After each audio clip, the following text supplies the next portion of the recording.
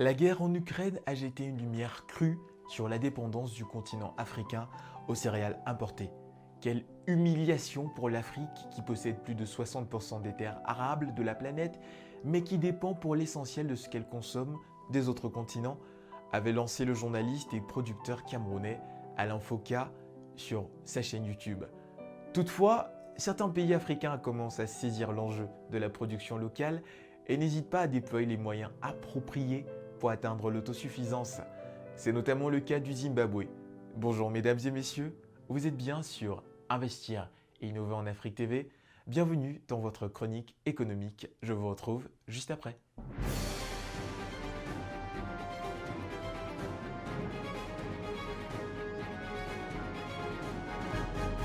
Peu d'engrais disponibles, manque de financement, coupure d'électricité. Les contraintes pour les producteurs zimbabwéens s'accumulent. En conséquence, seulement entre 20 000 et 21 000 hectares de blé dur ont été emblavés avec des rendements projetés à 3 tonnes à l'hectare selon le ministre zimbabwéen de l'Agriculture, Joseph Madé. La production de blé ne pourrait être que d'environ 63 000 tonnes face à des besoins estimés à 450 000 tonnes. Le Zimbabwe devra, comme il le fait depuis plusieurs années, combler le déficit par des importations qui pourraient atteindre 350 000 tonnes. Telle est la situation du Zimbabwe en septembre 2009, soit 13 ans dans le passé. Un état des lieux qui diverge totalement du bilan affiché pour la saison 2021-2022.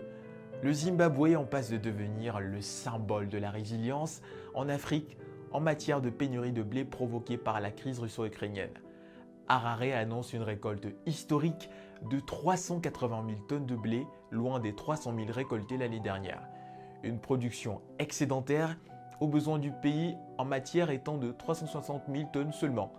Si en octobre 2022, ces prévisions laissaient déjà penser à une autosuffisance, rien ne le confirmait. En mars, l'indice des prix des céréales calculé par l'Organisation des Nations Unies pour l'alimentation et l'agriculture affichait déjà une hausse de 17% par rapport à février, son plus haut niveau depuis 1990. Aujourd'hui, il ne s'agit plus juste d'une rumeur de prévision, mais bien de la réalité. En effet, la filière blé vient de réaliser une performance historique. Selon les services consultatifs agricoles et ruraux, la production de céréales s'est établie à 375 131 000 tonnes au terme de la campagne 2021-2022. Le volume annoncé est en hausse de 13% par rapport au stock de 330 000 tonnes obtenu un an plus tôt, marquant ainsi un record absolu dans la filière. Cette embellie s'explique notamment par une croissance de la superficie emblavée qui est passée de plus de 70 000 hectares contre 66 000 hectares seulement un an plus tôt.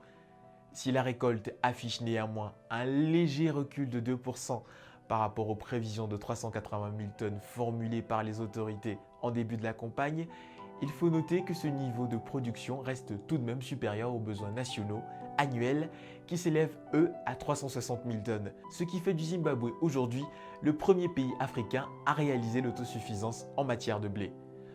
Objectif atteint grâce au travail acharné, à l'engagement et à la collaboration de tous les acteurs du secteur. Avec une culture du blé introduite au Zimbabwe vers la fin des années 60, le pays pourrait battre son record la saison prochaine. En effet, l'exécutif a procédé le 5 octobre dernier au lancement du Fonds de développement de l'irrigation des petits exploitants agricoles.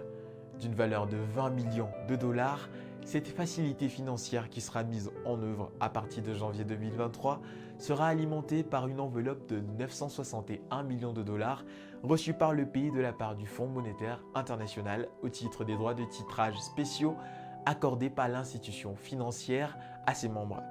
L'initiative vise principalement à réhabiliter 18 systèmes d'irrigation pour couvrir plus de 2700 hectares de terres agricoles supplémentaires à travers le pays.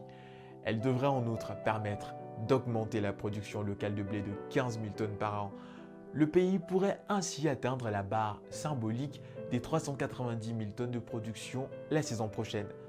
Il est vrai que la production est loin d'atteindre celle des premiers pays producteurs de blé africains que sont l'Égypte avec 9 millions de tonnes, l'Éthiopie avec 5,4 millions de tonnes et enfin l'Algérie avec 3,1 millions de tonnes par an. Toutefois, sa récolte record lui permet de se hisser au top de l'autosuffisance en matière de production de blé. Le Zimbabwe devrait également servir d'exemple à plusieurs pays qui traînent encore le pas en matière de production locale, à l'instar du Cameroun qui a dépensé plus de 548 milliards de francs CFA pour les importations de blé au cours des périodes 2012-2017.